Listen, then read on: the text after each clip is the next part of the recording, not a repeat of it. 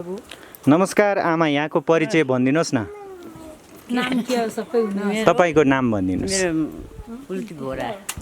आराम हुनुहुन्छ? आराम। कति वर्ष हुनुभयो? अहिले 2 सालको जर्मन हो, अझ कति भयो?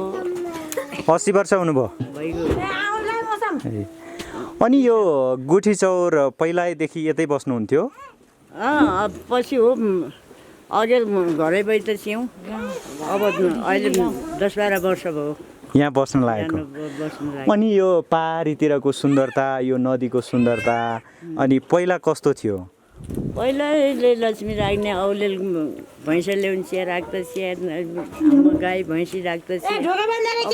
गाई भैँसी जे पनि अन्त बखाल्न अनि हजुर अब न्युने यहाँ आउँछन्, रमाइलो गर्दछन्। अहिले 2-3 वर्ष भइगयो अब। ए यो अनि जस्तै यो बालुवा तलतिर उत्खनन भएर रहेछ हैन? पहिला पनि यस्तै सुन्दर थियो अथवा राम्रो थियो, कस्तो थियो? अघि राम्रै थियो, अघि त केही जङ्गल थियो, झार जङ्गल थियो। अब झार जङ्गल फाले, अब नै। अनि यो पहिला तपाईँहरूले गाडी आउला, सडक पुग्ला भन्ने सोच्नु भएको थियो?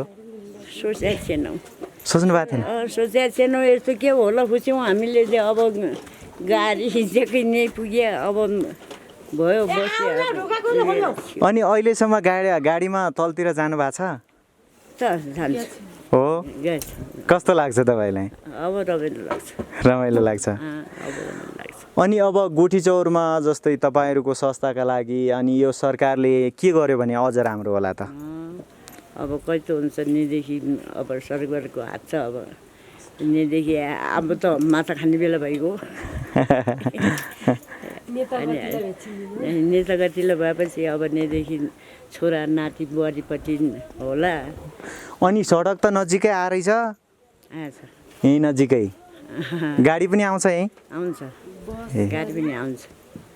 अनि तपाईँहरूले जति बेला त्यति बेला के उत्पादन हुन्थ्यो, अहिले के उत्पादन हुन्छ? आलु लगाउँछौँ, फापर लगाउँछौँ उही बेला। हजुर, फापर, आलुवा, अनि सिमी लगाउँछौँ, अरू बाली लगाउँछौँ।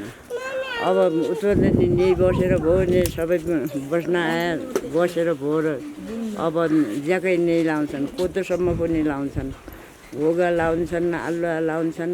अब ज्याकै हुन्छ। ए पहिला त्यो के अरे गहुँ जौ मात्रै?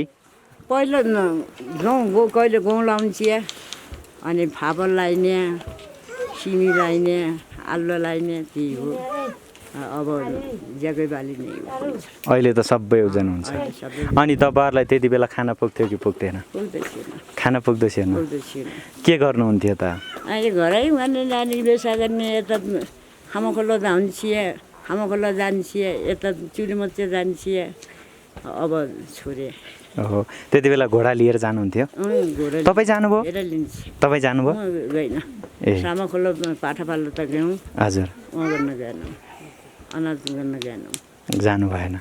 अहिले त सुक्ख छ? अहिले सुक्ख छ। अनि त्यति बेला आमालाई कतिको याद छ? अनि भात खानालाई वर्ष दिन कुर्नुपर्छ, चाडपर्व आउनुपर्छ भन्ने कुरा गर्थे त? त्यस्तै थियो? त्यस्तै थियो। हो, भात पुग्दो थिएन, कहिले कहिले तिउत्याएर खान्थ्यौँ, तलि दाल ल्याउँछिए, अनि ढेर तलि जुम्रो गरी ल्याउँछिए, कोही खामाखोलाबाट ल्याउँछिए। अब नि पुगेर अब ल्याउने, अब जाँदैन। तपाईँहरूको त्यति बेला ठिक थियो कि अहिले ठिक छ? अहिले ठिक छ। अहिले ठिक छ? अहिले ठिक छ। हो, त्यही बेला थियो न, अब ठिक छ। हो, सबै चिजको सुविधा पुग्यो? अब त सुविस्ता ज्याकै राम्रो आएछ त। अब माछा खाने बेला हो। हस्, धन्यवाद आमा।